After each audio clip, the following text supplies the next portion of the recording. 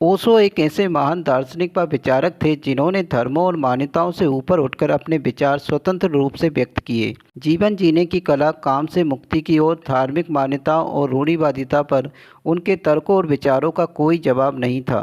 उनके तर्कों और विचारों के सामने अच्छे अच्छे नतमस्तक हो जाते थे। जो भी उनके संपर्क में आता था उनका मुरीद हो जाता था। ऐसे विचारक जिन्होंने अपने जीवन काल में 1 लाख से भी अधिक पुस्तकें पढ़ डाली और खुद की एक लाइब्रेरी भी बना डाली जिसका नाम था लाओ त्सु पुस्तकालय। उन्होंने बुक्स आई हैव लव्ड नाम से एक किताब भी लिखी जिसमें ओशो ने 160 ऐसी किताबों के बारे में बताया जिनसे वे सबसे अधिक प्रभावित हुए।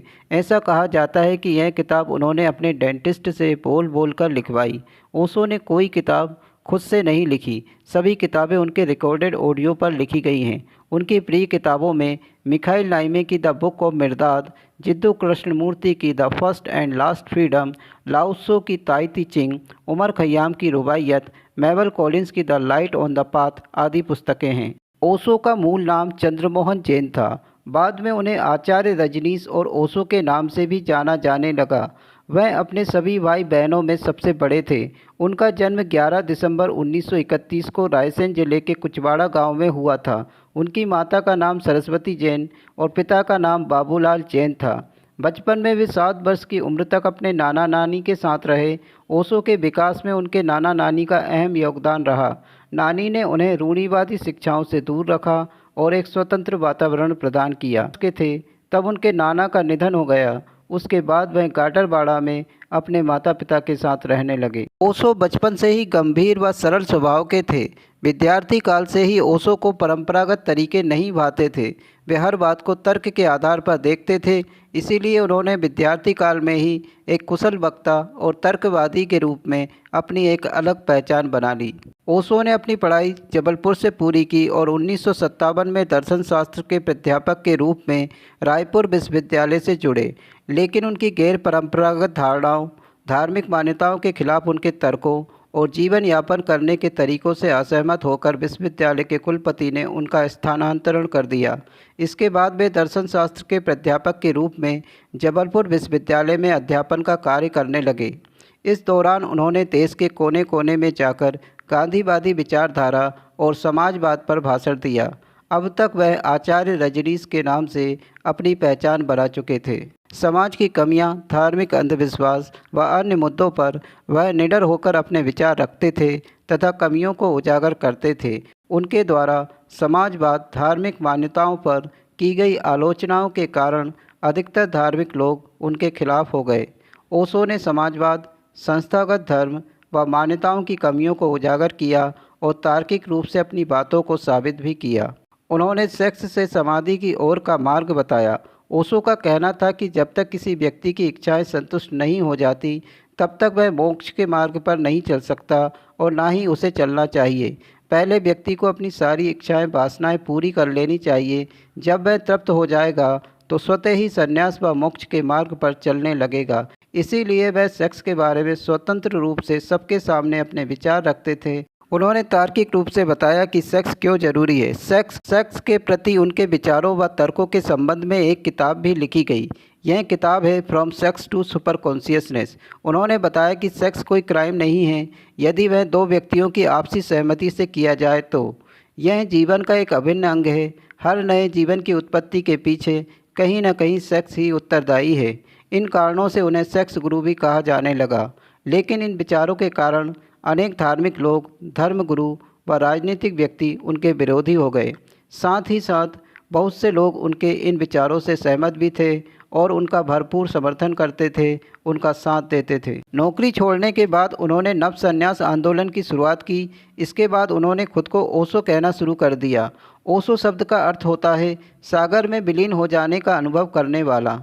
1970 में ओशो मुंबई आ गए और यहाँ कुछ समय रहकर उन्होंने अपने शिष्यों को नव संन्यास की दीक्षा दी और आध्यात्मिक मार्गदर्शक के रूप में काम करने लगे।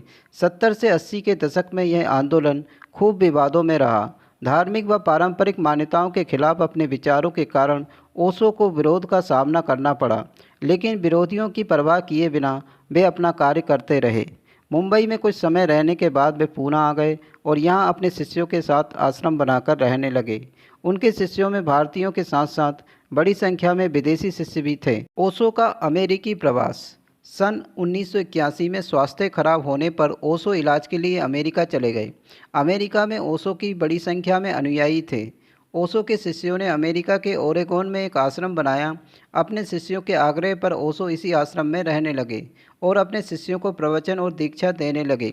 धीरे धीरे आश्रम में शिष्यों की संख्या बढ़ती गई और आश्रम ने एक शहर का रूप ले लिया। ओशो के शिष्यों ने इस आश्रम को रजनीशपुरम के नाम से एक शहर के तौर पर रजिस्टर्ड कराना चाहा, लेकिन वहाँ के स्थानीय लोग इसका विरोध करने लगे।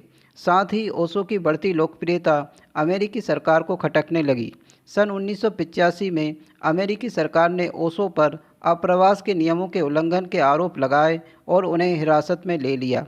जुर्माने के साथ साथ उन्हें देश छोड़ने और 5 वर्ष तक वापस अमेरिका न आने की सज़ा सुनाई गई।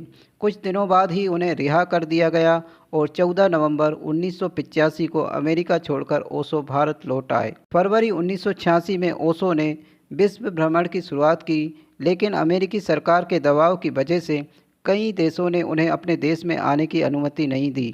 इसके बाद 1987 में ओशो पूना में अपने आश्रम में लौट आए और जीवन के अंतिम क्षणों तक अपने शिष्यों को प्रवचन देते रहे। 19 जनवरी 1990 को ओशो रजनीश ने इस दुनिया से विदाई ले ली। उनकी मृत्यु का आधिकारिक कारण हार्ट अटैक बताया गया। जिस तरह ओशो का पूरा जीवन विवादास्पद रहा, उसी तरह उनकी मृत्यु भी विवादास्पद रही। डॉक्टर की रिपोर्ट में मृत्यु का कारण हार्ट अटैक बताया गया, जबकि ऐसा भी कहा जाता है कि अमेरिकी जेल में जेल अधिकारियों ने उन्हें धीमा जहर दिया, जिसकी वजह से धीरे धीरे उनका शरीर खराब होता गया। आश्रम की संपत्ति के लालच में उनकी हत्या का संदेह भी होता है। एक प्रवचन में उन्होंने यह भी कहा था कि जो लोग मुझे मिटा देना चाहते हैं वे व्यर्थ ही परेशान हो रहे हैं। मैं खुद ही मिट जाने वाला हूँ, मुझे मिटाने की आवश्यकता नहीं है। उन्होंने लोगों को जीवन जीने की कला सिखाई, जीवन के हर पहलू से लोगों को अवगत कराया और सही दृष्टिकोण से काम करने की सीख दी। अपने तार्किक विचारों के माध्यम से उन्होंने स्त्री पुरुष संबंधों, प्रेम संबंधों, समाज की सच्चाई, धार्मिक अंधविश्वास आदि के प्रति लोगों को जागरूक किया। ऐसे दार्शनिक व विचारक महापुरुष कभी कभी ही इस पृथ्वी पर कुछ समय के लिए आते हैं और मानव कल्याण के लिए अपना सर्वस्व लगा देते हैं। नमन है ऐसे महापुरुषों को।